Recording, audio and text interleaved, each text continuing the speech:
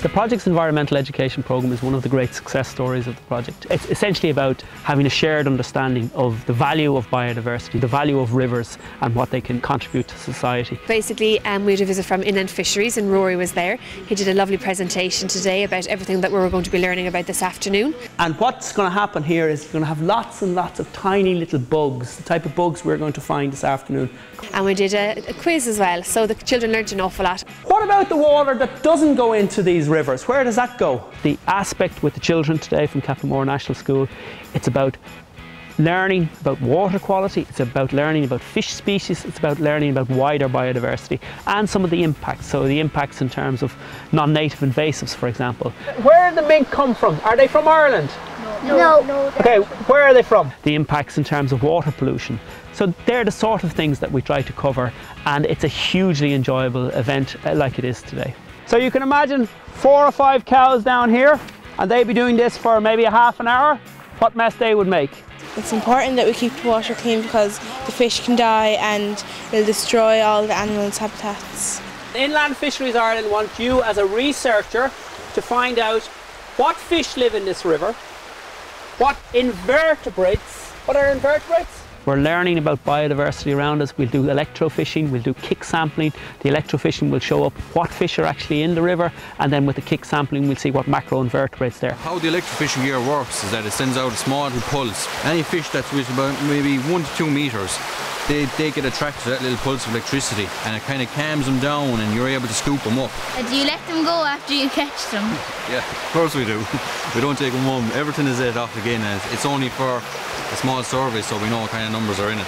I'm going to go into the river and I'm going to get the insects out for you, and the way I'm going to do it is I'm going to hold this downstream because the water is going to be flushing down, so anything that goes in here is going to be pushed in there, and then I'm going to get my heel and I'm going to do a little dance. Well, they've been looking at the different fish now that Lorraine has taken out for them, and eels and salmon and that, and they were able to hold them. Everybody see? A bit scary on, hey? We counted up all the insects and we looked at the different types of them. They're just delighted to be able to see the little leaflets of all the different types of insects and that are coming out from the river, and being able to match them up and see what's what. I didn't know all the fish that were in my river, like the sea lamprey. I didn't know he was there. I didn't know that he even existed, actually. Well, it's great that they have knowledge of the local river and they learn to respect it and, you know, leave nothing but footprints, isn't that what they say? So just that they'd learn about the local rivers, and so it's just something that's really important to schools and Discovery Primary Science as well. So the environmental education programme is the work we do within schools, but we have a much wider community outreach programme where we organise lectures, where we organise field trips, where we organise events. Mill Bar, if any of you know the Mill Bar, and basically we went about doing observational work on passage. So that work is just about to kick off now for this season. We've had speakers this morning from Northern Ireland, we've had speakers on the Marine Institute, Inland Fisheries Ireland, Wicklow County Council, covering a range of different topics and points of view in regard to fish passage and fish migration. And that's part of the whole idea of this World Fish Migration Day, that we get the topic out in the open, get people talking to each other, thinking about problems and how they can solve them together.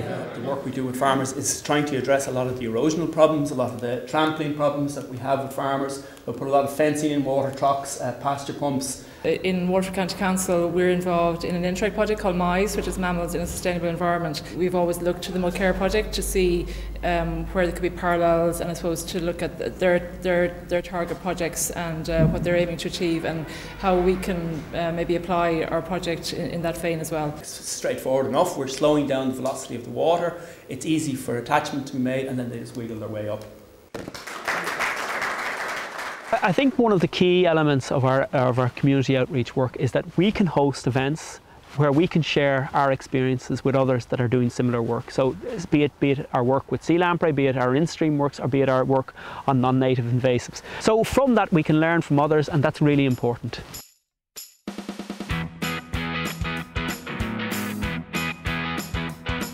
Well, it's World Fish Migration Day, and it was the first time any events have been held in Ireland, so we're holding an event today to help raise awareness of the migratory fish that you can find in the river Mulkear. The salmon that come back in June we call grilse. Those are salmon that have only spent 1 year at sea, so they'll go to sea, so we're just kind of bringing the fish from the river to the people and talking a little bit about the life cycles of our salmon, sea lamprey, eels and trout. We'll be explaining to people how to tell the difference between a salmon and trout, and they're not all the way down the side of this belly. Most people probably see their salmon on their dinner plate, which is an adult salmon, but it's the very small stages in the river that people generally don't see. So we've collected those this morning and yesterday evening, and we have those to show people today. Peter particularly liked the big fish man, but yeah, no, it's very informative.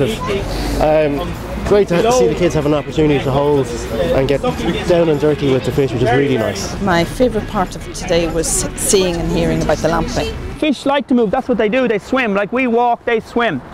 But there are things in the rivers that stop them from moving, and this is one of them. There are several features on it that have been designed to help fish get up, and 95% of all the sea lamprey that get up using these. We designed a mural at Anacotti. It's a celebration of the species that are found in the river. You hardly ever see kingfishers. This is what you see. Boom, blue, a blue flash, boom, like that. Where does it live? No. In the sea? What sea? What's the name of the sea? I've just found it really interesting. I've found out a lot about lamprey that I didn't know, and the river, and it's good fun for the kids as well. I think my daughter has learned a few things, and so yeah, it's a bit educational and a bit of fun. I'm dressed up as a jellyfish. One of the really important parts of our work is to teach people about what we're doing, the work that fisheries do, the work that MulkearLIFE is doing, and how important our rivers are to our communities and to the environment as well.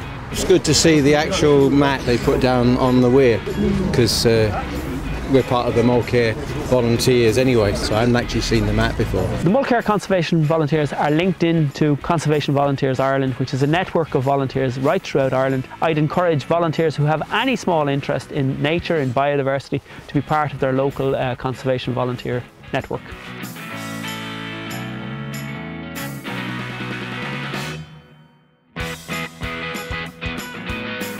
Community outreach work is an important part of the MulkearLIFE project. MulkearLIFE carry out an environmental education program with local primary and secondary schools to teach them about the importance of the river catchment as a vital natural resource. Mulkear Conservation Volunteers have taken an active role in practical conservation work. MulkearLIFE also raises public awareness through training workshops, seminars, conferences and other events.